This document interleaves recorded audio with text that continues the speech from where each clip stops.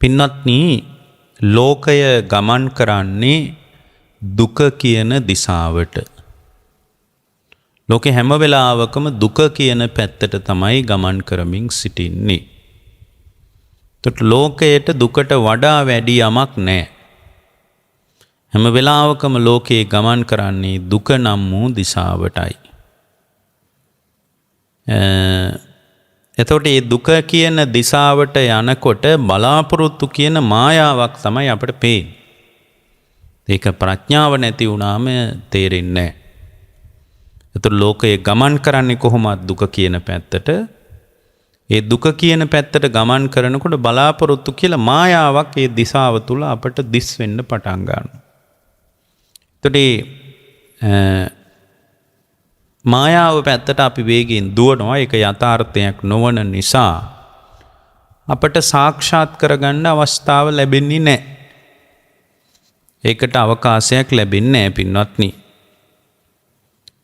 ඉතින් මේ මායාවෙන් අයින් වෙන්න නම් එයාට දුක කියන දිශාවට ගමන් කරන එකත් නවත්තලා දාන්න වෙනවා. එතකොට ඒකට අපට ලෝකයේ දෙස බලාගෙන ඉන්න එක කිසිම තේරුමක් නැහැ. මොකද ලෝකයා දුක පැත්තට යන නිසා මේ ඇසත් දුක පැත්තට අපිව ඇදගෙන යනවා. ඒ නිසා ඔබට සෑම රාත්‍රියකම ඇස් පියාගන්න සිද්ධ වෙනවා. ඇස් පියාගෙන සිහිනුවණින් කළ යුතු කෘත්‍යයක් බුද්ධ ශාසනය පෙන්නනවා. ඇයි එහෙම පෙන්නන්නේ? ලෝකේ ගමන් කරන්නේ දුක කියන දිශාවට.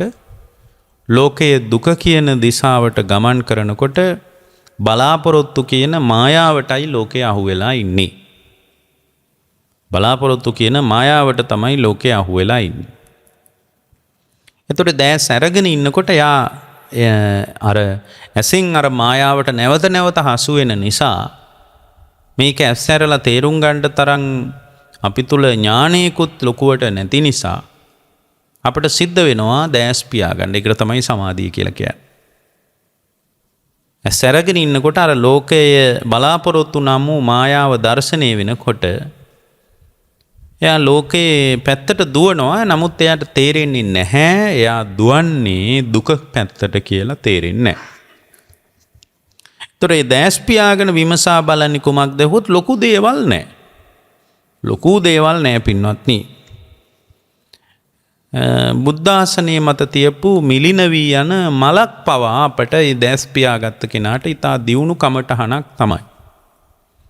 නිවි නිවි නැවත නැවත දැල්වෙන පහන් සිල පවා යාට අවබෝධයට පාර හදනවා. හැබැයි දැස් පියාගත් අවකාශයක් තුලයි දැස් අරගෙන ඉන්නකොට යාට ලෝකේ මුණ ගැහෙනවා. බලාපොරොත්තු කියන මායාවට යා හරහා වෙනවමයි. ඒකයි බුද්ධ ශාසනය කියන්නේ චක්කුං අභිනන්දති දුක්ඛං සෝ අභිනන්දති. පින්වත් මහණෙනි, ඇස යමෙක් අභිනන්දනය කරයිද ඔහු දුක අභිනන්දනය කරන බව බුදුරජාණන් වහන්සේ කියන්නේ ඒකයි. එතකොට මල් පූජා කරන කෙනාට මල් ආසනයේ මත තියපු මල් පවා මිලින වී යනවා. ඒක පර වෙලා යනවා කියලා බලන්න පුරුදු වුණාට පස්සේ ඒ තුලින් රැස් වෙලා යන සංස්කාර පවා පර වී යන බව තේරෙනවා. අන්න ඒ තේරුම් ගැනීම තමයි ඕගොල්ලන් දුක පැත්තට අරන් නොගිහින් නැත්තම් ඇස් පියාගත්තම දුක පැත්තටම අරන් යන විදියට අපට අර ඇස් අරගෙන ඉන්නකොට ලෝකේ බලාපොරොත්තු නම් මායාවට අහු වෙන එක තරම් බරානක නෑ. ඒ වැඩි. මුත් ඇස් පියාගත්තාම උනත් ඔයාලගේ ජීවිතය ඇතුලේ අවබෝධයට අවකාශය ටිකක් අඩු වෙන්න පුළුවන්.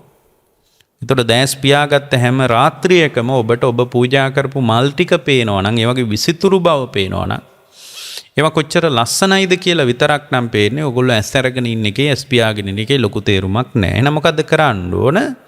ඇස් දෙක පියාගන්න හැම රාත්‍රියකම, ඇස් පිය වෙන හැම රාත්‍රියකම මිලින වී ගිය මල් වට්ටිය, නිවී ගිය පහන් සිල, පිලුණු වෙච්ච බුද්ධ පූජාව, ඒවා තුලින් රැස් වෙන අபிසංස්කාරද පිලුණු වෙලා යනවා. බුද්ධ පූජාව දවල්ට තියලා ආය අවශ්‍ය වෙනකොට අයින් කරන්න වෙන්නේ. බුද්ධ පූජාව පරණ වෙන නිසා, පිලුණු වෙන නිසා. හරිද? එතකොට ඒක අයින් කරන්න වෙන්නේ ඒකයි. එතකොට යාට ඇස් පියාගන්න එක අවශ්‍ය වෙන්නේ බුද්ධ පූජාව තුලින් රැස් වෙච්ච යම් සංස්කාරයක් ඇද්ද ඒ සංස්කාරයේද නුදුරු දවසක පිලුණු වී යන බව දකින්න. එතකොට ලෝකයේ ඇතුලේ රැඳෙන්න හිතෙන්නේ. ලෝකේ රැඳිලා ඉන්න ඕන කියලා යාට හිතෙන්නේ නැහැ. එතකොට යාට ජීවිතේමයි අවබෝධය. අතරම ජීවිතය අවබෝධ කරන්න මහා ලොකු දේවල් ඕන කියලා එකක් නැහැ. හැබැයි S2 පියාගෙන කරන භාවනාමය කෘත්‍යයක් නම් ඕනමයි. භාවනාමය වශයෙන් වැඩපිළිවෙලක් නම් ඕනමයි. ඒක නැත්තම් නම් මොකුත්ම කරන්න බෑ පින්වත්නි. මොකුත්ම කරන්න බෑ. ඒක ඕනමයි. ඒක අවබෝධ කරන්න තමයි හැම පටිපාටියක්ම ධර්මයේ පෙන්වන හැම අවකාශයක්ම අපිට මතු කරලා තියෙන්නේ. ඒකට අපිට ඍජුව මොකක් හරි කමඨහනකුත් ඕන නැත්තම් බෑ මොකක්ද. ඇස් පියාගෙන කරන කෘත්‍යයක් ඇස් පියාගත්තාම ඥාන සම්ප්‍රයුක්ත ශ්‍රාවකයන්ට මේ හැම දෙයක්ම කමඨහනක් තමයි. නිවි නිවි යන බුදු පහන දැල්වලා ඒ බුදු පහන දෙස බලාගෙනද නිවි නිවි යන පහන් සිලක ගැඹුරු දාර්ශනික විඥාන පත්‍යා නාම රූපං කියන කතාව පේන්න ගන්නවා. විඥාන පත්‍යා නාම රූපං කියන කතාව යාට පේන්න ගන්නවා. හරියට පහන වගේ තමයි මේ සම්පූර්ණ මේ සන්දර්භයේ දරාගෙන ඉන්න රූපස්කන්ධය. එතකොට තෙල් ටිකයි තිරේ තමයි නාම රූප විඥානයේ ප්‍රත්‍යයෙන් හටගන්න නාම රූප කෘත්‍ය. ඉතින් දැල්ව ගැනීම හරියට ස්පර්ශ කෘත්‍ය වගේ. එතකොට දැල්වෙන එක ඇතුලේ යාට යැපෙන්න පුළුවන් අවකාශයක් ආලෝකයේ ලැබෙනවා වගේ ස්පර්ශ ප්‍රත්‍යයෙන් තණ්හාව හැදිලා අනාගත භවයට අදාළ يعني යැපීම පිණිස අවශ්‍ය මූලික ශක්තිය ගොඩනගෙන කතාව පහන ඇතුලේ බොහොම ඇස් දෙක පියාගෙන සිහිනුවණින් කල්පනා කරලා බලන්න පුළුවන්. එහෙම තමයි. නමුත් ඒක ඇතුලේ අபிසංස්කාරයන් රැස් වෙනවා නම් ඒකත් අනිත්‍ය වෙලා යනවා කියලා බලන්න පුළුවන් නම් ඒක තවත් දියුණුයි. නමුත් ඒ ඔක්කොටම වඩා අපිට ඍජුව මොකක් හරි අවශ්‍යතාවයක් තියෙනවා සතර සතිපට්ඨානෙ. ඒකට ගොඩාක් වෙලාවට අද නම් ධර්මයේ ඔරොත්තු දෙන්නේ කායානුපස්සනාවෙන් පටන් ගන්න එක. එතකොට කායානුපස්සනාවෙන් පටන් ගන්න කෙනාට කායානුපස්සනාවෙන් මේ වැඩපිළිවෙල පටන් ගන්න කෙනාට එයාට පුළුවන්කම ලැබෙනවා ආනාපාන සති පබ්බය වගේ එකක් වඩන්න. ආනාපාන සතියේ පියවර ගාණක් තියෙනවා. ඉතින් ඔයගොල්ලෝ ඒක දියුණු කර ගන්න ඕන. ඉතින් ඔයගොල්ලෝ ටිකෙන් ටික ඒක දියුණු කර ගන්න පුළුවන්. ආනාපාන සතියේ ගොඩාක් ස්ටෙප් තියෙනවා. දැන් එක එකකට කියන්න පුළුවන් මට දැන් 4ක් කියන්න පුළුවන් 5ක් කියන්න පුළුවන් 6ක් කියන්න පුළුවන් 8ක් කියන්න පුළුවන් 12ක් කියන්න පුළුවන්. ඔය විදිහට කියන්න පුළුවන්. 16ක් කියන්න තියෙනවා. ඒක දියුණු කරනකොට එක එක වැඩි වෙනවා ඇත්තට.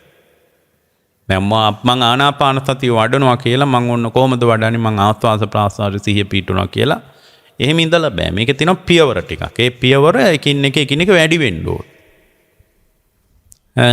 දැන් සමයක ටික ටික හැදෙනවා ඒක. ඊට පස්සේ ඒක වේගෙන් ඒ Tamanගේ පියවර ටික දියුණු කරගෙන යන්න පුළුවන් වශීකృత භාවයක්. ඒකට එකතු වෙන්න පුළුවන් ජවයක් තියෙන්න ඕන. ඒක තමයි දියුණුව කියලා කියන්නේ. ආනාපාන සතිය බුදුරජාණන් වහන්සේ වදාළ රටාවක් තියෙනවානේ ආනාපාන සංයුක්තය කියලා එකක. එතකොට ආනාපාන සති සංයුක්තයේ තියෙනවා පියවර 16ක්. ඒ 16 තමයි අපි දිනු කරගෙන යන්න ඕනේ. 16ම දිනු කළාට පස්සේ යට අවබෝධය හම්බ වෙනවා.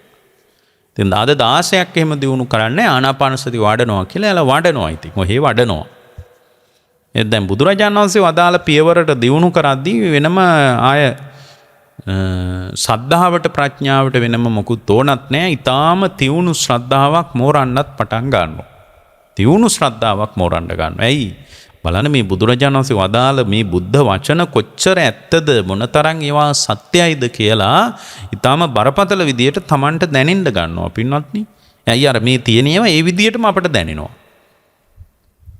එතකොට පස්සම්බයං කාය සංකාරං අස්සසිස්සාමිති සික්කති පස්සම්බයං කාය සංකාරං පස්සසිස්සාමිති සික්කති කියලා ධර්මයේ පෙන්නන පියවරක් තියෙනවා. ඉතින් මේ පියවර යාට දැනෙන්න ගන්නවා. ඉතින් යා භාවනා කරද්දී එහෙම පියවරක් තියෙනව නේද කියලා යාට ඒක ප්‍රකට වෙන්න ගන්නවා.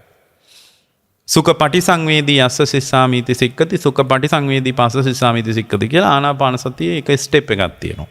එතකොට ඒකේ ආ කාලයක් කරනකොට ඒක දැනෙනවා.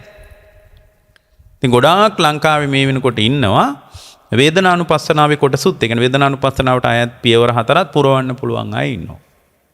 එහෙම ඉතින් හොඳ චිත්ත සමාධියක් තියෙන කෙනෙකුට තමයි මේ පියවර ටික ඔක්කොම පියවර 16ම දිනු කරගෙන යන්න පුළුවන් වෙන්නේ. ඒතර මේ 16 පැහැදිලිව තියෙනවා මෙන්න මේක තමයි ඇති වෙන්නේ මේක ඊළඟට ඇති වෙන්නේ මේක ඊළඟට ඇති වෙන්නේ කියලා බුදුරජාණන් වහන්සේ කරන්න ඕන දේ හරියටම කියලා තියෙනවා. ඉතින් අර ලෝකේ වෙනදට ඒක දන්නේ නැහැ කවුරුත්. ඒගොල්ලෝ දන්නේ නැහැ මේ පියවර ටික කරන්න. බුද්ධ කාලෙත් ඒක තිබුණා, ආනාපාන සතිය තිබුණා. හැබැයි මේ පියවර 16 වැඩෙන විදියට කරන විදිය ඒ කාලේ මිනිස්සු දන්නේ නැහැ. ඒගොල්ලෝ ආනාපාන සතිය කියලා එකක් වැඩුවා. නමුත් ඒගොල්ලෝ ඒකේ නිවන් දැක්කේ නැහැ. හැබැයි බුදුරජාණන් වහන්සේ තමයි ආනාපාන සතිය නිවන් දකින්න විදියට පැහැදිලි කළේ. හරිද? එතකොට ඒකෙදී අපිට මේ පියවර 16 අපි කොහොම හරි යත්පත් කරගන්න ඕනේ. ඒකෙන් දැන් ඔයගොල්ලෝගෙන් කෙලින්ම ඇහුවොත් දැන් ඔය ආනාපාන සති කොයි පියවරේද ඉන්නේ ඇහුවොත් ඔයාලට එක පියවරක් තියෙන ඕන. මම දැන් සවනස් මට පුළුවන් යන්න 8 වෙනි තැනට යන්න පුළුවන්. අනේ මේ කියන්න පුළුවන් මට්ටමට ඔයාලා දියුණු වෙලා ඉන්නවා නම් තමයි මේවා ප්‍රතිඵල කියලා කියන්නේ. නමුත් අද ඉතින් මොනවා හරි ඔය බුද්ධානුස්සතිය ටිකක් වඩනවා, මෛත්‍රී පොඩ්ඩක් වඩනවා, අසුබයත් වඩනවා, මරණ සතියත් වඩනවා. ඊට පස්සේ වැඩට යනවා. අච්චරයි. ඉතින් ඔහොම බෑ. ඒතර මේ පියවර 16 හරියටම ධර්මයේ මතු කරලා තියෙන මේ 16 තමයි අපි දිනු කරගෙන යන්න ඕනේ. මොකද ඊළඟ අත්දැකීම ඔයාලා දන්නවා. ඒ 16 හොඳට ඉගෙන ගත්තාම ඒ ඊළඟ පියවර මම දැන් මේ ඉන්නේ කොතනද කියලා බලනකොට එයාට තේරෙනවා මම මේ දැන් බුදුරජාණන් වහන්සේ මෙන්න මෙතන ඉන්නේ. ඒතර එයා මෙතනින් එහාට මොකද්ද කරන්න ඕන කියලා හාඳුරු කෙනකින්වත් අහලා බලන්න ඕන, කෝල් කරලා අහන්න ඕන කියලා එහෙම එකක් නැහැ. මොකද ඊළඟ පියවර ධර්මයේ කියලා තියෙනවා. මෙන්න මේක තමයි ඔයාගේ ඊළඟ පරිච්ඡේදය. ඒතර මේ පරිච්ඡේද 16 උඩට යනකොට අනිවාර්යෙන්ම මඟඵල ලබන්න ඕන. ඒකයි මේ කාලේ ගොඩාක් වටින්නේ. ඒකයි මේ ජීවිතය අපිට හරිම වටිනවා. මේ ජීවිතේ ගොඩාක් වටිනවා. මොකද මේ ධර්මයේ මෙච්චර විවෘත වෙන්නේ නැහැ කවදාවත්. මේ ටික යම් කෙනෙක් හරියට දියුණු කරගෙන ගියොත් ඉතින් ආනාපාන ඉතින් හැබැයි අතිරේක තව තියෙනවා. ආනාපාන සති උපක්ලේශ එහෙම තියෙනවනේ. පටිසම්භිදා මග්ගේ වගේ පොත්වල ආනාපාන සති උපක්ලේශ තියෙනවා. ආනාපාන සතිය වඩන කෙනා තුළ කොහොමද ඒ අර පියවර 16ට එකතු නොවීම පිණිස පවතින බාධකේ. මොනවාද? ආස්වාසයේ දිගේ යනවා නම්, ප්‍රාස්වාසයේ දිගේ එනවා නම්, දිග ආස්වාසයක් කරලා කෙටි ආස්වාසයක් උමනාවෙන් කරනවා නම්, ආස්වාසයේ වෙන සිහිය පිටවල ප්‍රාස්වාසයේ දිහා බලන්නේ නැත්නම් සමහරවිට එහෙම වෙනවා. ආස්වාසයේ හොඳට ප්‍රකටයි, ප්‍රාස්වාසයේ ප්‍රකට නැහැ. සමහර අයට ප්‍රාස්වාසයේ හොඳට ප්‍රකටයි, ආස්වාසයේ ප්‍රකට නැහැ. හොඳට කරලා බයි කරනකොට තමයි තේරෙන්නේ ඇත්ත තමයි. සමහරවිට මේ හොඳට ආස්වාස කරන බව පේනවා, ප්‍රාස්වාස කරන බව එච්චරම Tamanගේ අවදිකම නෙ. එතකොට ඒක ආනාපාන සතියට උපක්ලේශයක් ඒක.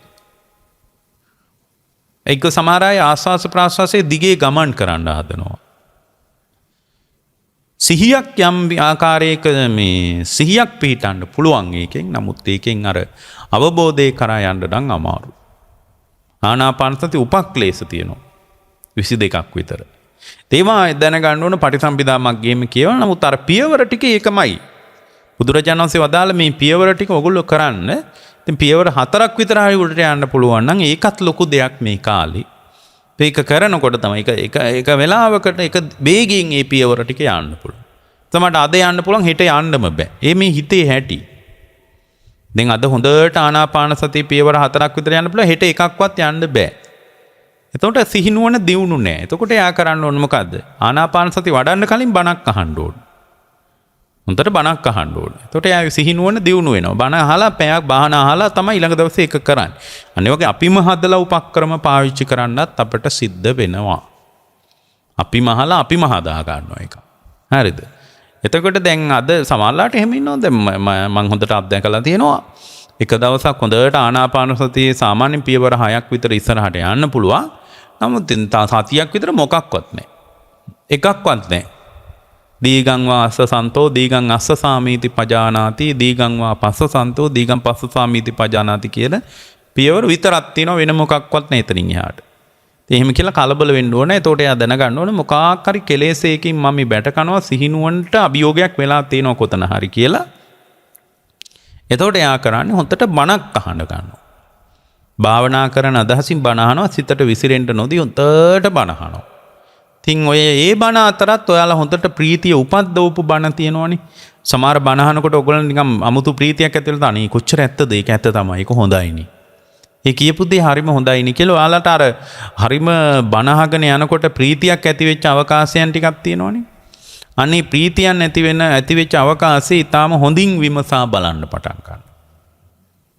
හරිද? ඒ ප්‍රීතිය ඇති වෙච්ච අවකාශය ඊටා ගැඹුරෙන් ඊටාම හොඳින් විමසා බලන්න පටන් ගන්නවා. එතකොට මේ ප්‍රීතිය ඇති වෙච්ච ඒ දේශනාව තමයි එදාට අහන්නේ. අර ඔය ප්‍රීතියක් පස්සද්ධියක් සමහර බණ අහනකොට ඇති වෙනවා, සමහර ඒවා නම් අහනකොට ඇති වෙන්නේ නැහැ. සමහර ඒවා අහුවම අනේ මොනවද දන්නව තේරුණෙත් නැහැ කියලා හිතනවා. නෑ ඒක නම් ඉතින් මන් දාන්න දෙයක් කියලා හිතෙනවා. ඔහොම හිතෙනවා එක එකනාට.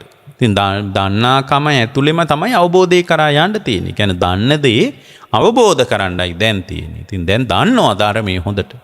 ඒ අවබෝධ කරන්න තරම් අර ප්‍රඥාවට ආමන්ත්‍රණය කරන්න පුළුවන් සමාධි කුසලතාවයක් තමයි හදාගන්න ඕනේ.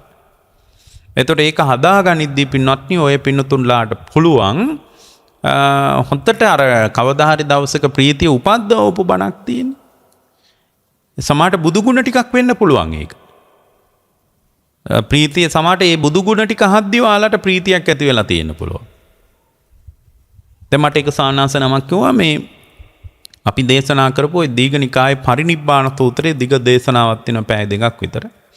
ඒක අහගෙන ඉද්දි මට හරිම ගැඹුරු සද්ධාාවක් උපදිනවා. මම ඒ කාරණා හොඳට දැන් දන්නවා. ඒ දේශනාවේ තියෙන බුදුරජාණන් වහන්සේ පිරිනුවම් පාන්න ගිය ගමන් මම ඉතින් මට සමාධිය උපදින්නේ නැති වෙලාවට මම ඒ දේශනාව තමයි අහන්නේ. කියන්නේ ඒක තියෙන්නේ නිවන් මඟ ගැන මොකක්වත් නෙමෙයි ලොකුවට. බුදුරජාණන් වහන්සේ හන්ද කියන ගමට, බෝග කියන ගමට, විශාලාවට, කුසිනාරාවට උන්වහන්සේ භික්ෂු සංඝයා පිරිවරාගෙන වඩිනවා. ඒ වඩිනකොට බුදුරජාණන් වහන්සේ හම්බෙන අයට සීලය ගැන කියනවා, සමාධිය ගැන කියනවා, ප්‍රඥාව කියනවා, සිල්වතාගේ විපත්තිය කියනවා, දුසිල්වතාගේ සීල විපත්තිය, සිල්වතාගේ සම්පත්තිය නේ. ඔය එක එක ධර්ම කාරණා කිය තනින් තැනට දවස් දෙක වැඩ ඉඳලා හම්බ වෙන අයට ධර්මී කියාගෙන අර කුසිනාරාවට හිරඤ්ඤවතී නදියෙන් එහා පැත්තට වැඩම කරලා පිරිනිවන් පාන ගැන තමයි බණේ තියෙන්නේ. එතකොට ඒ බණ යනවා සාමාන්‍ය පැයකුත් විනාඩි 45ක් විතර යනවා. ඉන්ටර්නෙට් එකේ තියෙනවා ඒ බණ අපේ. ඒතට ඒක බොහෝම සංයමයකින් දේශනා කරපු දේශනාවක්. ඒක ඉතා ධර්ම සංවේගයක් උපදින දේශනාවක්. ඉතින් මට ඒ ස්වාමීන් වහන්සේ කිව්වා මම ඒක තමයි අහන්නේ. මට ප්‍රීති. එතකොට දැන් ඒකේ ලොකුවට අර නිවන් මාර්ග ගැන විදර්ශනාව ගැන එහෙම නෙමෙයි තියෙන්නේ. නිවන් මාර්ග සම්බන්ධව නම් සීල සමාධි ප්‍රඥාව ගැන තියෙනවා. නමුත් විදර්ශනාව ගැන මේ භාවනා කරන්නේ කොහොමද එහෙම ඒවා නෙමෙයි තියෙන්නේ. මට සමාධිය නූපන් දවසට චිත්ත සමාධියෙන් උපකාරය ලබා ගන්න බැරි වෙච්ච දවසට ආයෂ්මතුනි මං කරන්නේ ඒ බණ අහන එක පැය එකයි විනාඩි 45ක් ඒ වාඩි වෙලා හොඳට S2 පියාගෙන අහනකොට මට පුදුමාකාර මේ සද්ධාාවක් උපදිනවා. ඒ සද්ධාවත් එක්කමයි මම භාවනාවට වාඩි බලන්න අහපු එකම තමයි හැමදාම අහන්නේ. ඒ සද්ධාවත් එක්ක වාඩි වුණාම මට කවදාවත් නැති තරම් අර සමාධියේ උපකාරයක් ලැබෙන්න ගන්නවා කියලා කියනවා. අන්න ඒ වගේ ඔය පින්නතුන්ලා උපාය මාර්ග පාවිච්චි කරන්න ඕන. එක එක උපක්‍රම අපිට පින්වත්නි පාවිච්චි කරන්න පුළුවන්. එක එක ඒවා පාවිච්චි කරන්න පුළුවන්. ඒක ඔය පින්නතුන්ලා පාවිච්චි කරන්න. ඒක ඕගොල්ලන්ගේ ජීවිතේට හරියම වැදගත් දෙයක්. අනුග්‍රහයෙන් ඊට හොඳ අනුබලයක් ලැබෙන දෙයක්. තොර මේ ධර්ම මාර්ගයේ යන්න බෑ පින්වත්නි. ඔය පින්නතුන්ලා තුල වීරිය කියන එක නැත්තම්. කෙලෙස් විසින් අපව ඊටාම් බරපතල විදියට පිටිපස්සට අදිනවා. කෙලෙස් වලට වැඩෙන්න දුන්නාම ආයේ වීරියට ඉඩ නැහැ. ඔය පින්නතුන්ලා මෙන්න මේ කාරණා ටික කළොත් දැන් බුද්ධ ශාසනයේ තියෙනවා මේ ධ්‍යාන සිතක් යම් කිසි ආකාරයක චිත්ත සමාධියට උපකාරය ලැබෙන සිතක් සැලෙන අවකාශයන් 16ක් තියෙනවා. 16ක් තියෙනවා. සොලොස් මූල ධ්‍යාන චිත්තයට නොසැලෙන අවකාශය කියලා එකට කියන්නේ. එතකොට ඒකෙදි පළවෙනි එක තමයි ඔය පින්නතුන්ලාට වීරිය එරදිපාදේ අදිෂ්ඨාන කරගන්න එක. ඒක තමයි පළවෙනි එක. 16ක් තියෙනවා කාරණා. ඒ 16ම නැතත් අඩුම 10ක්වත් මේකෙන් තිබ්බොත් ඔයාලට සමාධියෙන් අනුබලයක් ලැබෙනවාමයි. ඒතර සමාධියෙන් අනුබලයක් ලැබෙනවා නම් දැන් ඔයාලට S2 පියාගත්තම දැන් මම අර ඉස්සෙල්ලා කියවනේ ලෝකේ ගමන් කරන්නේ දුක පැත්තට බලාපොරොත්තු කියන මායාව තමයි ලෝකයේ ඔබට දර්ශනීය වෙන්නේ. දැස් පියාගෙන ඔබට කරන්න වැඩක් වුමනා කරන්නේ අන්න ඒ නිසායි පින්වත්නි කියලා මම ඔය පින්නතුන්ට කිව්වනේ. එතකොට දැස් පියාගෙන ඔයාලට කරන දෙයක් අවශ්‍ය වෙන්නේ ඔන්න ඔය වගේ අවකාශයක් ඇතුලේ නම් S2 පියාගත්තමත් ඔයාලට වැටෙන්නේ ඕගොල්ලන්ගේ ලෝකයම නම්. S2 පියාගත්තම දරුවා නම් වැටෙන්නේ, ගෙදර නම් වැටෙන්නේ, බිරිඳ නම් වැටෙන්නේ, ස්වාමියා නම් වැටෙන්නේ, රැකියාව නම් වැටෙන්නේ. ඔයාලට මේ අර සොලොස් මූලයන්ගෙන් උපකාරය ලැබිලා නැති කමට ඒක වෙන්නේ. සමහරවිට අපිට අර භාවනාවට එකතු වෙන්න විනාඩි ගාණක් යනවා. දැන් ඒක කල්පනා වෙනවා. ඉතින් එහෙම ඒකට අදාළ මේ කාරණා ටික ඔයාලා හදාගත්තොත් ප්‍රතිඵල තියෙනවා. හොඳට මේ කාරණා ටික හදාගන්න. එක වීරිය එ르දිපාදයක් විදිහට අදිෂ්ඨාන කරන එක. ඒක හැමදාම උදේ හවහ කරන්න ඕන. උදේ හවස බුදුරජාණන් වහන්සේගේ ශ්‍රාවකෙක් උදේත් බුදුන් වඳින්න ඕන. ඒ කියන්නේ මේ සමාධිය උපදව ගන්න ඕන නම් ඔයාලට මේ කෙලෙස් ටික ගසලා දාලා ජීවිතේ සැබෑ ජයග්‍රහණයක් කරා යන්න ඕන. හරිද? ඒ කියන්නේ මේ ලෝකෙ බැඳන්නේ නැහැ ඇත්තටම පින්වත්. දැන් ඔයගොල්ලෝ බලන්න ලංකාවේ දැන් මේ ඊයේ පෙරේදත් ඉතාලම ධනපති මහත්තයෙක් මැරුණා නේ. ඊයේද කොයිද? ලංකාවේ ඔය ප්‍රධාන සමාගම් වලට ටිකක් කර දුන්න මිනිස්සෙක් ඔය ප්‍රවෘත්ති වල එහෙම ගියේ. ඉතින් මොනවද අරන් ගියේ? මොකක්වත් නැහැ. මොනවත් අරන් ගියේ නැහැ. අපි දන්නේ මරණ ආසන්න වෙලාවේ කොහොමද හිත පැවතුනේ කියලා. ඉතින් සමහර විට මෙහි ගොඩාක් ධනය හම්බ කරලා ඉතින් ප්‍රධාන නිවුස් එකක් විදිහට ලංකාවේ ප්‍රවෘත්ති මාධ්‍ය වාර්තා කරනවා. අපි දන්නේ නැහැ ඒක. ඉතින් කවුරුත් කනස්සල්ලටපත් වෙන්න ඕනේ මේ බණ ඉගුලංගි ගවල් වල එහෙම අහගෙන ඉන්නවනම්.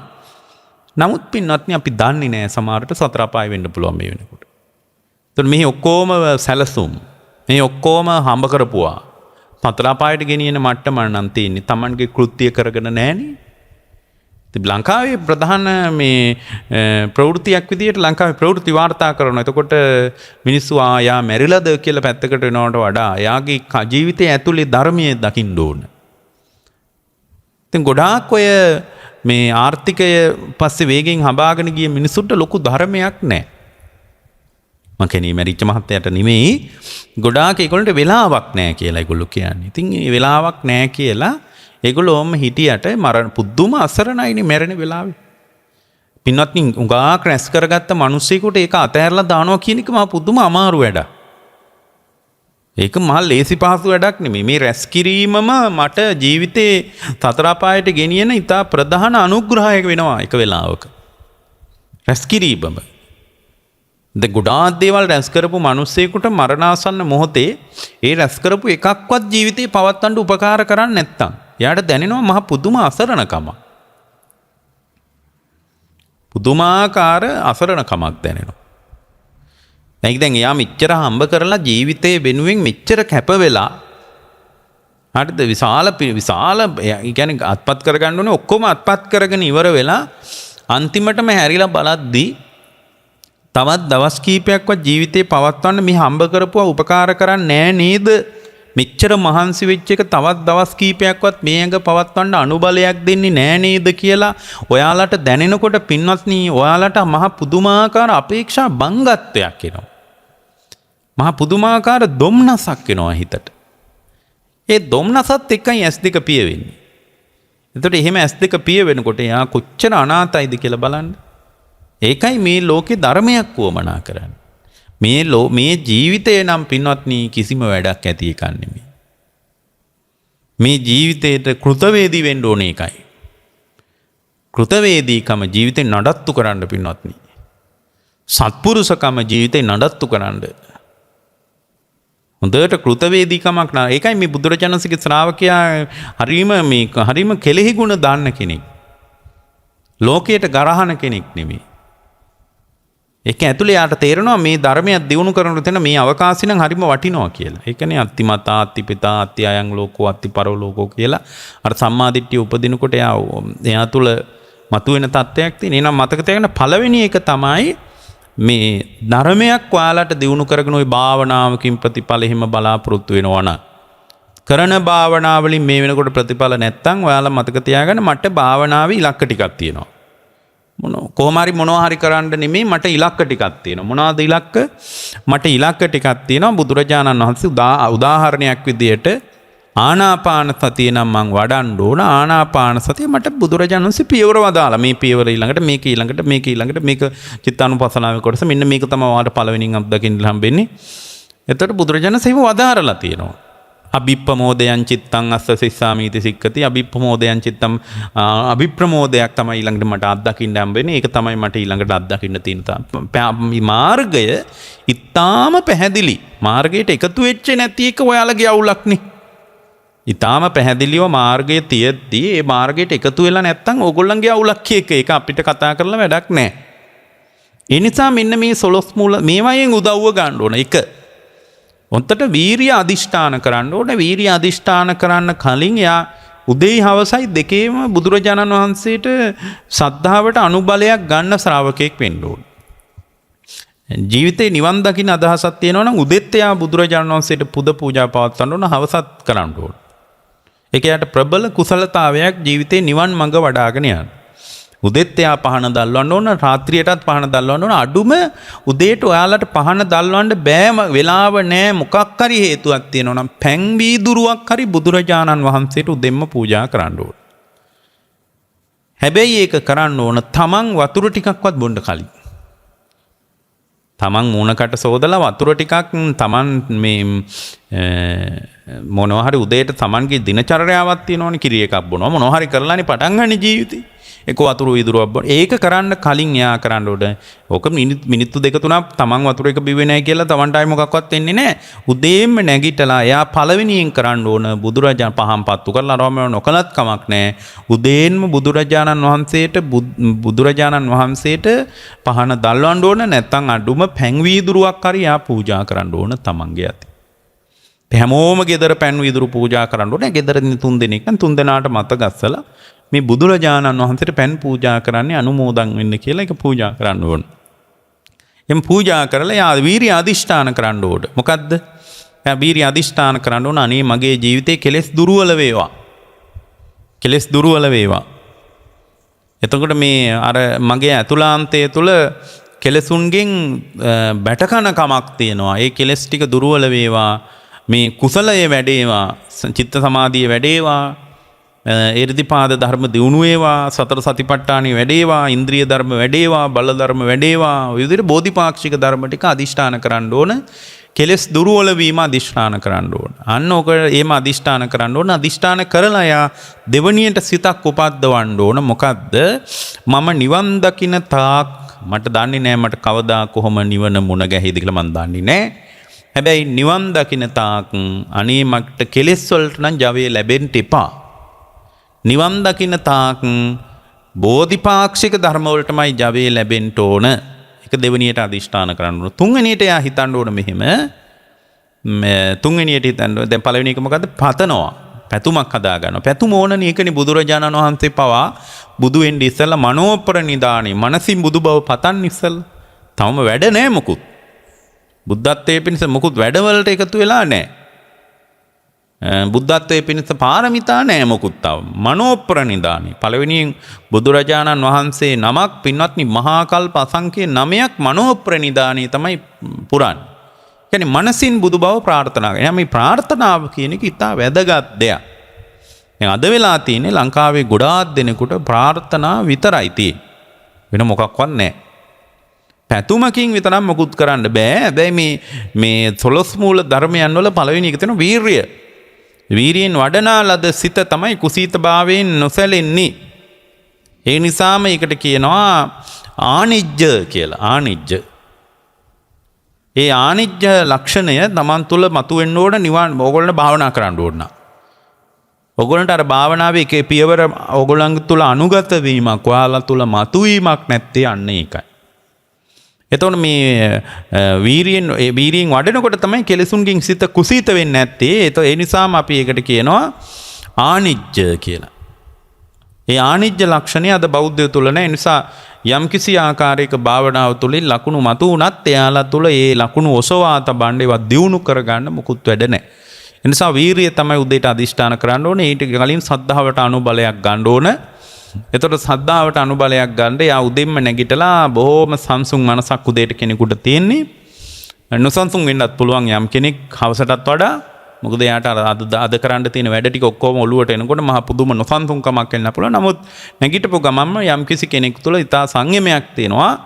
ඒතර කායිකවත් සංයමයක් තියෙනවා, මානසිකවත් සංයමයක් තියෙනවා. ඒතර මේ සංයමයත් එක්ක යා මොකද කරන්න ඕනේ? යා ප්‍රාර්ථනා කරන්න ඕනේ ඉස්සල්ලා. එයා පැන් වීදුරුවක් හරි පූජා කරලා ප්‍රාර්ථනා කරන්න ඕන. හැම ගෙදරකම මේක කරන්න ඕන බෞද්ධයෝ. උදේ හවා දෙකේම මේක කරන්න ඕන. දැන් අපි අපේ ජීවිතවල පුරුද්දක් කරගෙන තියෙනවා අපි නම් මේ බුදුරජාණන් වහන්සේට මම පුරුද්දක් විදියට කරන දෙයක් තියෙනවා උදේට එලකිරි බුදුරජාණන් වහන්සේට පූජා කරන්නේ නැතුව මම කිසි දවසක කිලම්පස වළඳන්නේ නැහැ. වතුර ටිකක්වත් වළඳන්නේ නැහැ. මගේ ජීවිතේ පුරුද්දක් මම මේ ඔයාලට කියන්නේ මං එහෙම එකක් කරනවා ඕගොල්ලෝ දැන් අහගන්න ඕන ටීවී එකෙන් මං කරන ඒවා කියන අදහසින් නෙමෙයි ඔයාලට පුරුද්දක් විදියට කරන්න මම හැමදාම උදේට බුදුරජාණන් වහන්සේට එලකිරි උණු කරලා පූජා කරනවා ඉතින් මම නොකලත් මම ඉන්න තැන ඉන්න කෙනෙක් ඒක අනිවාර්යෙන් කරනවා මම මගේ අතිනුත් ඒක කරනවා ඉතින් මට කරන්න බැරි වුණොත් ඒ අය කරන්න ඕන ඉතින් මේගොල්ලෝ ඉන්නකොට ඒගොල්ලෝ කරනවා එතකොට ඒක පූජා කරන එක තමයි මම කරන වෙලාවට මම සහ ඒගොල්ලෝ කළත් මම ගිලම්පස වළඳන්නේ පශ්චාත් කාලීනව. එතකොට මම කරන දෙයක් තමයි උදෙන්ම බුදුරජාණන් වහන්සේට එලකිරි ටික පූජා කරනකම් අපි වතුර ටිකක්වත් වළඳන්නේ නැහැ. මූණකට සෝදලා පිරිසුදු වෙලා එහෙම හිටියට මේ කවදාවත් වතුර ටිකක් උගුරෙන් පහළට දාගන්නේ නැහැ. බුදුරජාණන් වහන්සේට උණු පැන් එක්ක ඇල් පැන් එක්ක එලකිරි ටික පූජා කරන එක අපේ ප්‍රථම රාජකාරිය ප්‍රථම කෘත්‍ය විදියට සැලකන්නේ. ඒත් ඒකෙන් පස්සේ තමයි අපි ගිලම්පස වළඳන්නේ. ඒක බොහොම කාලාන්තරයක් තිස්සේ අපේ ජීවිතේ පුරුද්දක්. ඒතර ඔයාලා එලකිරි පූජා කරන්න බැරි වුණාට කමක් නැහැ. ඒතර ඒකට අවකාශය නැති අය වුණ තරම් ඉන්න පැන් වීදුරුවක් උණු පැන් එක්කුයි සිසිල් පැන් එක්කුයි බුදුරජාණන් වහන්සේට පූජා කරන්න ඒ පූජා කරලා අදිෂ්ඨාන කරන්න වීරිය එර්දිපාදයක් විදිහට අදිෂ්ඨාන කරන්න ඕන. මොකද්ද? මගේ කෙලෙස් දුර්වල වේවා. එර්දිපාද වැඩේවා, බොජ්ජංග එර්දිපාද වැඩේවා, සතිපට්ඨානේ වැඩේවා, පදන් වීරිය වැඩේවා, ඉන්ද්‍රිය ධර්ම වැඩේවා, බල ධර්ම වැඩේවා, බොජ්ජංග ධර්ම වැඩේවා, ආර්ය අෂ්ටාංග මාර්ගයේ වැඩේවා කියලා බෝධිපාක්ෂික ධර්ම 37 අදිෂ්ඨානක පතනවා එකයි. ප්‍රාර්ථනා කරන උදෙම්. කෙලෙස් දුර්වල වේවා. කියලා ප්‍රාර්ථනා කරනවා. ඒතකොට මේ ප්‍රාර්ථනාව අපිට අපේ ජීවිතයට ඊටාම වැදගත් දෙයක් වෙන්නත් ඒ ප්‍රාර්ථනාව නැත්තම් අපිට මොකක්වත් කරන්න බෑ. ඒ පැතුම තමයි අපි තුල මේ පළවෙනියෙන්ම තියාගන්නේ. ඒ පැතුම උමන ඒක වීරියට අයිති දෙයක්. ඒකේ ලක්ෂණ තුනක් අපි දැන් මේ දේශනාවේ පැහැදිලි කළා. ආය අහනකොට ඔයාලට මතක් වෙයි. ඊටු ටික කියන්න ඕන නිසා මම ඒවා කියන්නේ. ප්‍රාර්ථනාවෙන් තමයි පටන් ගන්න. හරිද? ඊට පස්සේ මේ ඔය පින්නතුන්ලාට තියෙන්න ඕන පින්වත්නි අවබෝධය කරා යන්න නම් සංසුන් වෙච්ච සිතක්. ඒ නිසා දවස පුරාම ඔයගොල්ලන්ගේ සිත සංයමයකින් තියාගන්න ඔයාලා වග බලා ගන්න ඕන. ඒතර මෙතන සිත සංසුන් වුණා කියලා කියන්නේ ඔයගොල්ලන්ගේ එක තමයි දෙවෙනි කාර්යය. සංසුන් වුණා කියලා කියන්නේ චතු සම්පජඤ්ඤයෙන් උපකාරය ලැබුණා. ඔයාලට මතක ඇති මේ පහුගිය කාලේ දේශනා අපි ගණනාවක් කළා. ඒක ඒවා නැවත අහලා බලන්න. ඒවා ඇති ඒ දේශනා. සාත්තක සම්පජඤ්ඤේ සප්පාය සම්පජඤ්ඤේ ගෝචර සම්පජඤ්ඤේ අසම්මූල සම්පජඤ්ඤේ කියන සම්පජානකාරී භාවය ඇතුළේ තමයි ඔෆිස් එකේ වැඩ කරන්නේ වැඩට යන්නේ වාහනේ ඩ්‍රයිවිං කරත් ඒක තමයි වාහනේ අරගෙන ගියත් ඒ විදිහටයි යන්නේ චතු සම්පජඤ්ඤෙන් උපකාරය ඇතුව තමයි දවස ගෙවන්නේ. ඒතකොට ඊයේ දවස ගැන කනස්සල්ලකට යන්නෙත් නැහැ. හෙට දවස ගැන යාට විශාල අපේක්ෂාවකුත් නැහැ. අද දවස තමයි යාගේ දවස. එච්චරයි. ඒක කොච්චර ලස්සනයිද බලන්න. එතකොට අද දවස මොකක් මතද යැපෙන්නේ? චතු සම්පජඤ්ඤේ මත. ඒක තමයි දෙවෙනි එක. මොකද මේ වීරියෙන් වඩනාලද සිත ළඟට බුද්ධ ශාසනය කතා කරන්නේ සංසුන් වූ සිත ගැන. වීරියෙන් වඩනාලද සිතේ අරමුණ මොකද? සංසුන් වූ සිතක්. එතකොට සංසුන් වූ සිතක් කියලා කියන්නේ වර්තමාන අද තමයි දවස. දැන් උදේට ඔය කෘත්‍ය කරලා වැඩට යනකොට අද දවස තමයි දවස. එච්චරයි. ඊයේ දවස නෙමෙයි. ඉක්ම ගියපු එක වැඩක් නැහැ.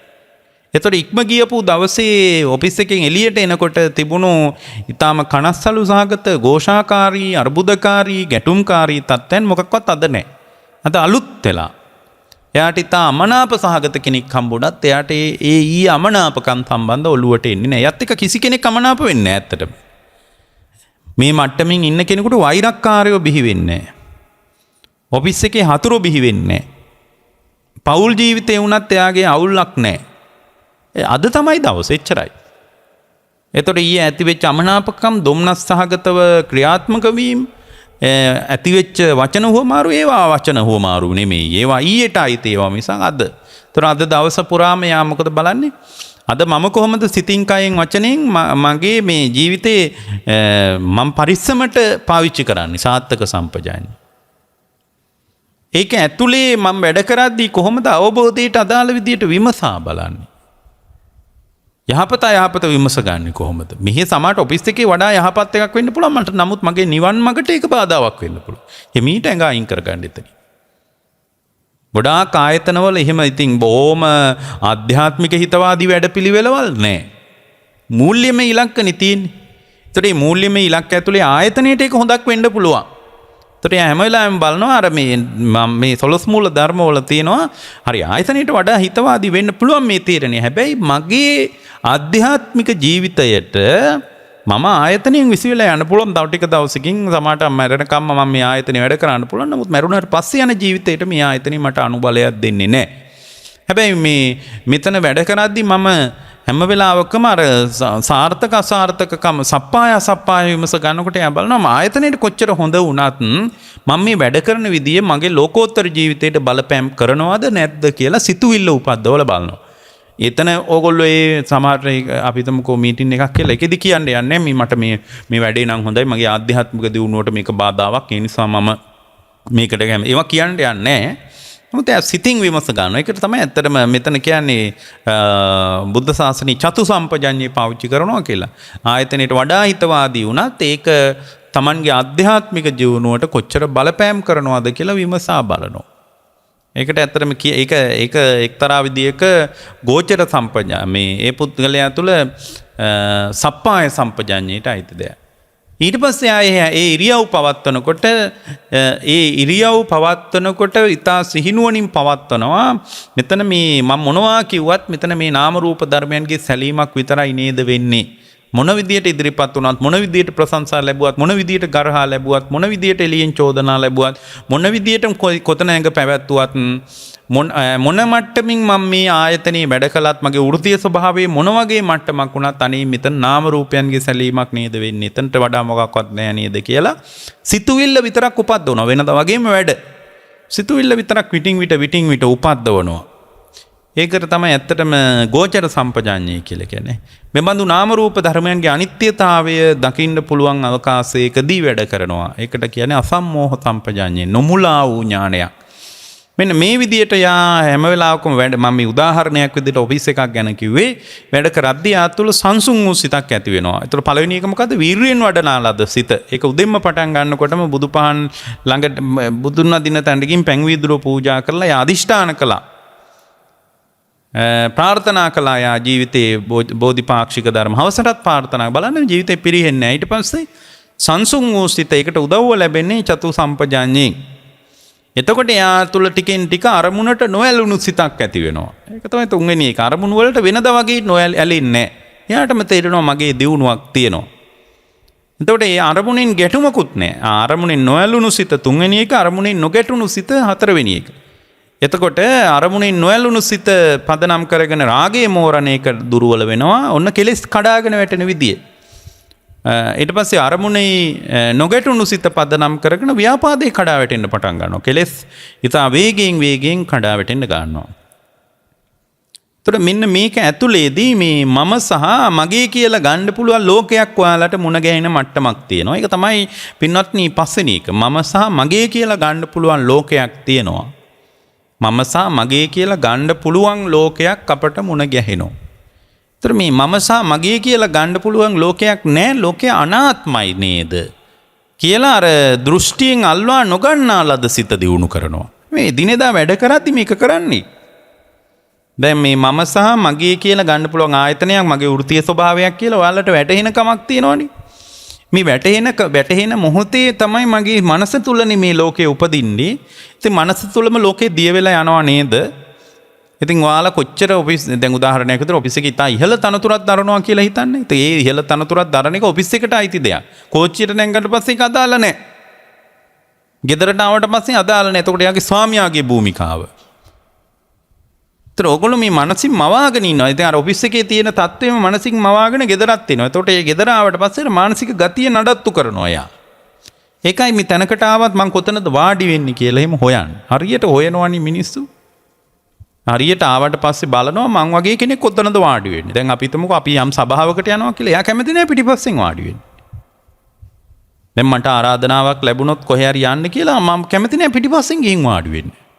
මං වගේ කෙනෙක් පිටිපස්සෙන් වාඩි වෙන එක හොඳ නෑ කියලා ආත්ම දෘෂ්ටි එනවා පැන නගිනවා ඇතුළට. දැන් භික්ෂුවක් විදියට මේ මොකක් හරි සුදු රෙද්දක් හරි දාලා තිබ්බොත් එතන වාඩි වෙන එක නෙමෙයි මේ කියන්නේ. මේ එහෙම වාඩි වෙලා ඒ වයින් තන්තේට යනවා සමහර අය. අපි ඔක්කොම මිනිස්සු කියලා එයාත් අර මිනිස්සු අස්සේ වාඩි වෙනවා. ඒක ඇතුලේ තියෙන උද්දච්චකමක් ආයේ මොකක්වත් වෙන්නේ මොකක්වත් නැහැ. නමුත් අපි තැනකට ගියාට පස්සේ අපි කොතන මම කොතනද ඉන්නේ කියලා හැම වෙලාවකම මාව පේන්න ගන්නවා. ඒ මාව පේන්න ගන්නේ අර දෘෂ්ටියෙන් එයාව අල්ලගෙන ඉන්නවා. ඔන්න ඕක ඇතුලේ මම මේ එහෙම කර ඔයාලා භාවනා කළාට කිසි ප්‍රතිඵලයක් නැහැ. දැන් මට මතකයි මෙහි ඇවිල්ලා සමහර ડોක්ටර්ස්ලා එහෙම බණ කියනවා. ඇත්තට මේගොල්ලෝ සමහර අය විශේෂඥ වෛද්‍යවරු. අපි දන්නෙත් නෑ එහෙම අය. ඒතර කතා කරද්දී මේ මට මතකයි එක මෙහෙට ආපු එක වෛද්‍යවරයෙක් හිටියා. එතුමා ඉතින් බොහොම කතා බහ කරලා මම ඇහුවා කොහෙද වැඩක මම මේ රෝහලේ වැඩ කරන්නේ සානස්ස කියලා කිව්වා එච්චරයි. ඊට පස්සේ මම ඇහුවා මේ එතකොට මොකද ඔබතුමා එහෙ කරන්නේ කියලා නිකන් කතා කරගෙන මම සානස්ස මේ වෛද්‍යවරයෙක් කියලා කිව්වා. ඊට පස්සේ මම දැනගත්තා එතුමා බොහොම කීර්තිමත් වෛද්‍යවරයෙක්.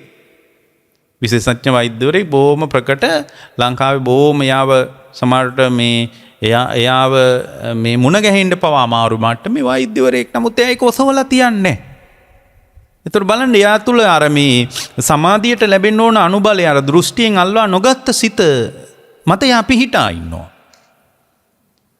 ඒතර එයා ඒක දැඩිව අල්ලගෙන නැහැ. එයා හුවා දක්වන්නේ. ඔය නිකන් ඇවිල්ලා ඔය කොහේ හරි වාඩි වෙලා බණ ටික අහලා එයා යනවා. ඒක එන දෘෂ්ටියෙන් අල්ලගත්ත සිතක් නම් තියෙන. Tamanට මාව පේනවා නම් හැම වෙලාවකම. මගේ தත්ත්වය මට පේනවා නම් ඒක නඩත්තු මෙතනට ආවම ඒක නඩත්තු කරන්න ඕන කියලා හිතෙනවා නම් ඔයාලට භාවනාවකින් නම් ප්‍රතිඵලයක් කරා යන්න බෑ. භාවනාවෙන් ප්‍රතිඵලයක් කරා යන කෙනා පාපිස්සක් වගේ ඉන්න ඕන. බුදුරජාණන් වහන්සේ වදාළේ එහෙමනේ පාපිස්ස කියන්නේ කකුල් පිය දාන එකදී. ඒ කියන්නේ ඕනම කෙනෙක්ගේ කකුල පිය දාන්න පුළුවන් මට්ටමට පාපිස්සක කියන එක ඒකට ලොකු තැනක් හම්බෙන්නේ නැහැ නේ. ඒතර ධර්ම බුදුරජාණන් වහන්සේ සංඝයාට වදාලා පින්වත් මහණෙනි පාපිස්සක් වගේ ඉන්න. ඒක ඇතුලේ ආයි මාන්නයට ඉඩ නැහැනේ. පොඩ්ඩක්වත් ඉඩක් නැහැ. ඕගොල්ලන්ට ගොඩාක් වෙලාවට වලට උවමනාවක් තියෙනවා, වීරියකුත් තියෙනවා, හිතත් සංසුන් කරගන්න චතු සම්පජාඤ්ඤයෙන් උපකාරය ලැබෙනවා. ක්‍රෝධයෙන් දූෂණය වෙන්න හිතට දෙන්නෙත් නැහැ. අරමුණෙන් ඇලිලා සිතට රාගයෙන් දූෂණය වෙන්න දෙන්නෙත් නැහැ. ගොඩාක් වෙලාවට මේ පස්වෙනි කාරණේෙන් තමයි බැටකන්නේ. යාලා දෘෂ්ටියෙන් අල්වා ගත්ත සිතක් ඇතුලේ වාසය කරනවා. කිසිම තැනක තමන්ව නඩත්තු කරන්න යන්න එපා පින්වත්නි. ඔයාලට මේ ජීවිතේ භාවනාවක් දියුණු කරන්න ඕන නම් තමන්ව නඩත්තු කරන එක නවත්තන්න. අවස්ථාවට ප්‍රතිචාර දක්වන්න ඉච්චරයි. තමන්ව නඩත්තු කරන එකකින් භාවනාව තුළින් උපදින්න පුළුවන් යම්කිසි ආධ්‍යාත්මික දියුණුවක් වෙනවා. ඒ දියුණුව වහගෙන ඉන්නේ තමන්ව නඩත්තු කරන ගම. කවදාවත් තමන්ව නඩත්තු කරන්න එපා. තමන්ව නඩත්තු කරන්න යන්න එපා. අවස්ථාවට ඉන්න වතුර වගේ. දැන් වතුර වලට නිශ්චිත හැඩයක් නැහැනේ. බෝතලයට දැම්මම බෝතලේ වගේ. පිඟානට දැම්මම පිඟාන වගේ. හැඩයක් නැහැ. අන්නේම වතුර වගේ ඉන්න පුළුවන් මට්ටමක් තිබ්බොත් ඒ කෙනා තමයි යම්කිසි චිත්ත සමාධියක් දියුණු කරගන්නේ. ඊට පස්සේ ඔයගොල්ලන්ට තියෙන්න ඕන මේ අපි බරපතල විදියට බැටකන කාමරාගයෙන් මිදුණු සිතක් ගැන ඔයගොල්ලන්ට අර්ථයක් අදහසක් තියෙන්න ඕන. මම කාමරාගයෙන් බැටකනවා. ඇයි මං කාම ලෝකෙ ඉපදිලා ඉන්න නිසා. එනිසා කාමරාගයෙන් මිදුණු සිතක් මං උපදව ගන්න ඕනේ. ඒ කියන්නේ අඩුම මේ කුසල පින පුණ්‍ය සංස්කාරය අපුණ්‍ය සංස්කාරයයිවත් විදර්ශනා කරන්න ඕන. එතකොට කාමරාගයෙන් මිදලා බ්‍රහ්ම ලෝකෙට හරි මට යන්න පුළුවන්. බ්‍රහ්මාර්ථය ගන්න ඕන ඔළුවට. ඊට පස්සේ එතන ඊළඟට යා තුල ඒ ශ්‍රාවකයා තුල චන්දරාගෙන් නොබැඳුණු සිතක් ගැන අදහස එනවා. මෙන්න මේ සිත් ටික ඔයාලා අවදිකම හදාගන්න. චන්දරාගෙන් නොබැඳුණු සිතක්. එතකොට යාට කාම ලෝකයේ කෙරේ සියුම් තණ්හාව ගෙවිලා යන්න පටන් ගන්නවා. එතකොට චන්දරාගේ කාම ලෝකේ උපදින්න අදාළ චන්දරාගේ දුර්වල වෙන්න පටන් ගන්නවා. නමුත් එයා තුළ කිසිම සම්පූර්ණ සංස්කාරයන්ගේ ගෙවි යාමක් සිද්ධ වෙලා නැහැ පින්වත්නි. එතකොට දැන් ඔයාලා තුළ මේ කාමයන් කෙරෙහි, භවය කෙරෙහි, දෘෂ්ටිය කෙරෙහි, අවිද්‍යාව කෙරෙහි නැවත නැවත යෙදෙනකම කඩාගෙන යනවා. ඒකට අපි කියන්නේ යෝගය කියලා. යෝගය කියන්නේ ඕගය නෙමෙයි යෝගය. යෝගය කියන්නේ නැවත නැවත යෙදෙනවා කියන එක. කාම යෝගය, භව යෝගය, දිට්ඨි යෝගය, අවිජ්ජා යෝගය කියලා යෝග හතරක් තියෙනවා. ඒවා නැවත නැවත මේ සිත මත යෙදෙන කමක් තියෙනවා. නැවත නැවත යෙදෙනවා. ආයෙත් මේ විදිහට හිටියම ආයෙත් යෙදෙනවා. දැන් ඔයාලට මේ ටික කිව්වම හරි ඕක කරන්න ඕන. ඔය ටික හොඳට මතක තියාගන්න, ලියාගෙන හරි ඔය ටික කරනවා. මට එච්චර උවමනාව තියෙනවා ධර්මයේ දියුණුවක් කරා යන්න කියලා ඔයාලා හිතාගෙන හිටියට මේ සිත තුළ නැවත නැවත යෙදෙන ඒවා ටිකක් තියෙනවා. ඒවට අපි කියන්නේ ඕගය නෙමෙයි. ඕගය කියන්නේ සැඩපහර කියන එක. යෝගය. කාම යෝගය. කැමැත්ත නැවත නැවත යෙදෙනවා. මේ සිත ඔයාලා මේ වීරියෙන් වඩන ලද සිතක් ඕන නේද? සතර මේ චතු සම්පජඤ්ඤෙන් උපකාර වෙච්ච සිතක් ඕන නේද? අරමුණේ නොඇලුණු සිතක් ඕන නේද? ක්‍රෝධයෙන් දූෂණේ නොවුණු සිතක් ඕන නේද? මේවයි නේද මට සමාධියට අනුබලය ලැබෙන්නේ. ඒ වගේම මාව නොපෙනෙන මට්ටමට මගේ සිත ඔසවත් දෘෂ්ටියෙන් අල්වා නොගත් සිතක් ඕන නේද? කාමරාගෙන් මිදුණු සිතක් ඕන නේද? ඊට පස්සේ චන්දරාගෙන් මිදුණු සිතක් ඕන නේද කියලා ඔයාලා සිත ගැන ඉතා ගැඹුරු අවධිකමකින් තමයි දවසේම වැඩ කටයුතු වලට යන්නේ. එහෙම ගියත් පින්වත්නි එහෙම ගියාට ඔයාලගේ සිත නැවත නැවත යෙදෙන ඒවා ටිකක් තියෙනවා. කාම යෝගේ කැමැත්ත නැවත නැවත සිත ආයාචනා කරනවා. භව යෝගේ කැමැත්ත ප්‍රාර්ථනා කරන එක. කැමැත්ත පදනම් කරගෙන ලෝකේ ප්‍රාර්ථනා කරන එක. කැඳුම් පැළඳුම් වෙන්න පුළුවන්. සමහරට පර්ෆියුම් එකක් වෙන්න පුළුවන්. සුවඳ වෙන්න පුළුවන්. අපි දන්නේ එක එකව නැවත නැවත අපි ප්‍රාර්ථනා කරනවා. අපේ පුංචි දේවල් සමහරට. ඒත් නැවත නැවත ප්‍රාර්ථනා කරන ඒවා. ඒ ප්‍රාර්ථනා කරන ඒවා අත්පත් කරගන්න එක නැවත නැවත කරන්න මේ සිත ඉල්ලා ඉන්නවා. භව යෝගය. කොහොමත් මාව නොපෙනෙන මට්ටමට මා තුළ සිහිනුවන උපදවගෙන හිටියත් මාව පෙන්වන්න ඕන තැන් මට හම්බ වෙනවා. නැවත නැවත මට ඒ අවකාශයන් ලැබෙනවා. ආර්ය සත්‍ය අවබෝධයෙන් තොරව හැම වෙලාවකම මේ මෝහය මුලා වුණු සිතකින් ලෝකේ පරිහරණය කරන අවස්ථා නැවත නැවත එදෙනවා. සමහරට ඒක උත්සවයක් වෙන්න පුළුවන්. සමහරට ඒක රාත්‍රියේ භෝජන සංග්‍රහයක් වෙන්න පුළුවන්. ඒකට නොයාම බැරි මට්ටමක් වෙන්න පුළුවන්. එහෙනම් මේව නැවත නැවත යෙදෙනවා කාම භූමියේ. කාම යෝගයේ, භව යෝගයේ, ditthi යෝගයේ, අවිජ්ජා යෝගයේ. ඒවා නැවත ඔයගොල්ලෝ මතක තියාගන්න ඕන එක දෙයක්. මෙහෙම මං අද මෙහෙම හිටියට මා තුල මේවා නැවත නැවත යෙදෙන මට්ටමේ ජීවිතයක් මට තියෙනවා.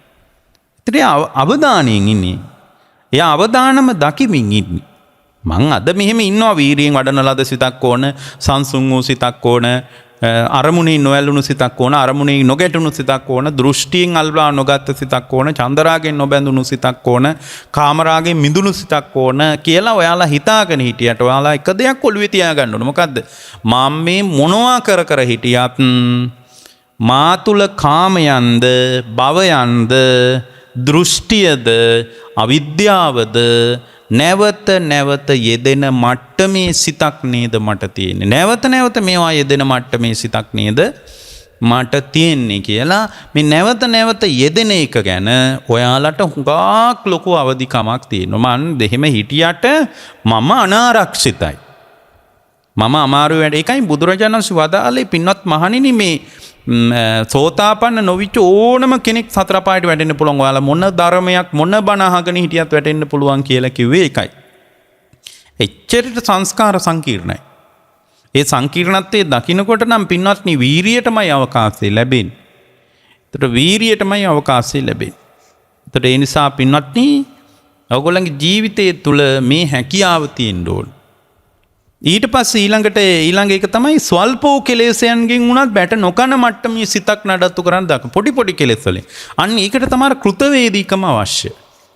අපි කිව්වේ කෘතවේදීකම ඕන කියලා. ඒ කෘතවේදීකම කියන්නේ හැම වෙලාවකම ස්තුතිපූර්වක වෙනවා. බස්මි ගානට පවා ඒක කරන්න ඕන.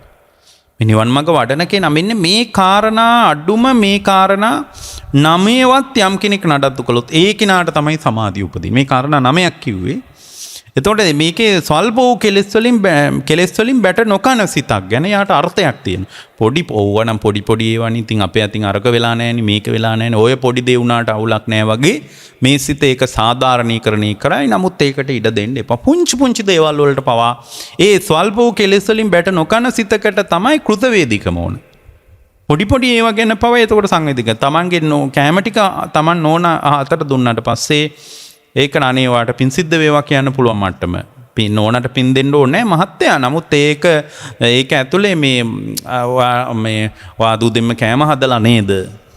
උදේම නැගිටලා ඔයා කෑම හැදුවද කියලා හරි අහන්න පුළුවන් මට. ඒ කෘතවේදීකමක් ඒ වචන ඇතුලේ තියෙනවා. ඔයාට බොහොම පින් කියලා එහෙම කියනකමක් නැහැ. නමුත් ඒකේ කෘතවේදීකමක්. ඒක සමහරට අප්‍රකට වෙන්න පුළුවන්. දැන් උදාහරණයක් විදියට අපි හිතමුකෝ දැන් අද අපිට හරියට එක ඖෂධ වලට අපි තුන් නිකන් උදාහරණ මී පැණි ටිකක් කනවා කියලා. එතකොට ඒක හරි බෙහෙතක් කියලා හිතන්න. එතකොට මී පැණි ටිකක් කියලා කියන්නේ මී මැස්සගේ මුළු ජීවිතේම. එතකොට දැන් මීමැස්සෙක්ගේ ආමාශය දෙකක් තියෙනවා. එකක් තමයි මේ පැණි එකතු වෙන තැන. අනිත් එක ආහාර ජීර්ණ ක්‍රියාවලිය. එතකොට මේක තමයි මීමැස්සෙක්ගේ කතාව. එතකොට සාමාන්‍යයෙන් මීමැස්සෙක්ගේ මුළු ජීවිත කාලෙම මල් 1000ක විතර යා මල් රොන්නුරා බොනවා. එතකොට ඒක මීමැස්සෙක්ගේ සම්පූර්ණ ජීවිත කතාවේ මීපැණි ටික මීපැණි හැන්දකට මේස හැන්දකට වඩා අඩුයි. එතකොට එයාගේ මුළු ජීවිතේ මේක. එතකොට දැන් අපිට ඔළුවට එන්න ඕන මේ සිහිනුවන තියෙන කෙනෙකුට මේ මීපැණි ටික මීපැණි කියන එක අපේ ආහාර රටාවේ තියෙනවනේ. එතකොට මේ මීපැණි ටික ගන්නකොට අනේ මීමැස්සගේ මුළු ජීවිතේම නේද මේ මීපැණි හැන්ද කියන්නේ. එයාගේ ජීවිතේ සුගතිගාමී වේවා කියන අර්ථේ පොඩි ඒවා එහෙම කරන්න ඕනද කියලා කෙනෙක් අහන්න පුළුවන්. ඒක පුංචි දේවල් අපේ ඔළුවට එන්නේ නැහැ ඒවා සාමාන්‍යයෙන්. එතකොට මීපැණි හැන්දක් කියන්නේ මීමැස්සගේ මුළු ජීවිත කතාවම. මට මීපැණි ටිකක් වුණාට එයාගේ මුළු ජීවිතේම එච්චර මං හිතන්නේ කර්මයක්. එතකොට මීමැස්සගේ ජීවිතේ කොච්චර මහ විශාල බරපතල කර්මයක් හැංගිලා තියෙනවද? නිකන් හිතන්න බලන්න. නන්නා දුන්න දන්නේවත් නැති කෙනෙක් වෙනුවෙන් දැන් ඔයාලා ඕකමයි ඔයාලට වෙන්නේ. ඔය ඔෆිස් වෙනුවෙන් මම සම්පූර්ණයෙන් මැරීගෙන ජීවත් වෙනව නේද? ඉස්සරහට සමහරට ඔය වගේ කතාවක් ඔයාලට ලියවෙයි. මීමැස්සෙක් විදියට ඔයාලගේ කතාව ලියවෙන්න පුළුවන්. සමහරට වෙන මොකක්වත් නැහැ නේ, කිසි සංවේදීකමක් නැහැ. එළිය ගැන සංවේදීකමක් නැහැ, මානව හිතවාදිකමක් නැහැ, මිනිසු ගැන වගේ වගක් නැහැ. ඔක්කොම ඔළුවේ වැඩ කරන්නේ මොකද? ඔෆිස් එක විතරයි. ඔක්කොම ෆයිල් එක විතරයි. එයාට නෝන ගැන වැඩකුත් නැහැ. දෙවියන්ගේ සම්පූර්ණ ජීවිතේම ඔෆිස් එක. ගෙදර එන්නේ ඔෆිස් එක ඔළුව උඩ තියාගෙන. ඒ මට්ටමේ ජීවිත තමයි ඔය. ඊට පස්සේ නිකාම්ම මුළු ජීවිතේම නන්නා දුන්නන කෙනෙක් වෙනුවෙන් ගෙවල කිසිම ඇයි ධර්මීකුත් මෙහෙ තිබිලා නැහනේ. එතකොට දැන් බලන්න මීමැස්සෙක්ගේ සම්පූර්ණ මල් 1000කින් විතර උරා ගන්න රොන් ටික ඔක්කොම එකතු වුණත් යාගේ මීමැස්ස මේස හැන්දකට වඩා අඩු මීපැණි ටිකක් තමයි යා නිපදවල යාගේ ජීවිතේ ඉවර කරන්නේ. එතකොට මේ මීමැස්සෙක්ගේ කතාව ඇතුලේ තියෙන්නේ යාගේ මුළු ජීවිත කතාවනේ. මම මේ තප්පරයකින් දෙකකින් සාමාන්‍ය තප්පර 10 12කින් මම මේ මීපැණි ටික කාලා දැම්මට මීමැස්සගේ මුළු ජීවිතේම මේ කැප වෙලා තියෙනවා. ඒතර ඔයාලට මීපැණි හැන්ද ඇතුලේ මීමැස්සගේ සංස්කාර ටික පේන්න ඕන. එතකොට මේ සංස්කාර ටික පේනකොට ඔයාලට මෛත්‍රියක් එන්න ඕන මේ මීපැණි ටික කනකොට. අනේ මේ මීමැස්සගේ ජීවිතේ සුවපත් වෙන්න ඕන. එයාගේ භවයේ සුවපත් වෙන්න ඕන. මට මේක අනුග්‍රහයක් වුණා කියන අර්ථය එන්න ඕන. අන්න ඒ වගේ ස්වල්ප වූ කෙලෙසුන්ගෙන්ව බැට ගන්න නැත්නම් ඔයාලා පුංචි දේවල් ගැන ඒ කෘතවේදීකම කියන එක ජීවිතේ නඩත්තු කරන්න ඕන. අද ඒ කෘතවේදීකම මිනිසුන්ගේ නෑ. ඒක අම්මා ඉස්සරහා වුණත්, දරුවෝ ඉස්සරහා වුණත්, බිරිඳ ඉස්සරහා වුණත් ඒ කෘතවේදීකම ඉස්මතු කරගන්න ජීවිතේ. එතකොට ඒකයි මං කියනවා දැන් මම ඔය ඉස්සල්ලත් බණකදී මං කෝ නෝනත් එක්ක වුණත් කැම ටික කෑවම නෝනගෙන් අහන්න කියලා. ඔයා කාලාද ඉන්නේ කියලා. ඒක කෘතවේදීකමේ පුංචි දෙයක්.